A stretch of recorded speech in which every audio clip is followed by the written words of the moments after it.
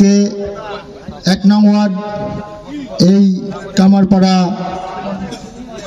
হিন্দু এবং আমাদের মুসলিম ভাই বোনের একত্রে মশিউর রহমান বাবলুর নির্বাচনী পথসভায় উপস্থিত আছে আজকের অনুষ্ঠানের সভাপতি মোহাম্মদ নুরুল আমিন, সাবেক কাউন্সিলর ও সিনিয়র সহসভাপতি গুরুদাসপুর পৌর বিএনপি।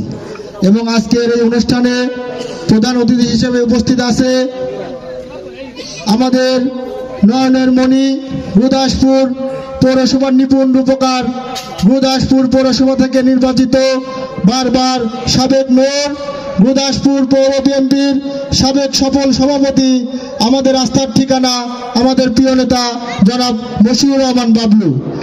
এছাড়া উপস্থিত আছে গুরুদাসপুর পৌর বিএনপির সুযোগ্য নেতৃবৃন্দ, গুরুদাসপুর পৌর ছাত্র দলের সুযোগ্য নেতৃবৃন্দ, পৌর যুব দলের সুযোগ্য নেতৃবৃন্দ এবং আমার সামনে উপস্থিত সকল মুসলিম এবং হিন্দু ভাই ও বোনেরা, সবাইকে জানাই আমার পক্ষ থেকে রক্তিম শুভেচ্ছা ও অভিনন্দন। আপনারা সবাই মশিউর রহমান বাবলুকে চিনেন এবং জানেন। মশিউর রহমান বাবলু এই গুরুদাসপুর বিএনপির একটা ব্র্যান্ড, যিনি গত 17 বছর ধরে তার নেতৃত্বে এই গোটা বিএনপিকে টিম করে জ্বালিয়ে রেখেছে, আমাদেরকে আশ্রয় দিয়েছে, নেতৃত্ব দিয়েছে। আজকে 5 তারিখের পরে অনেক বিএনপি, আমাদের নব্য বিএনপি আজকে আমাদের সাথে ষড়যন্ত্র করতেছে।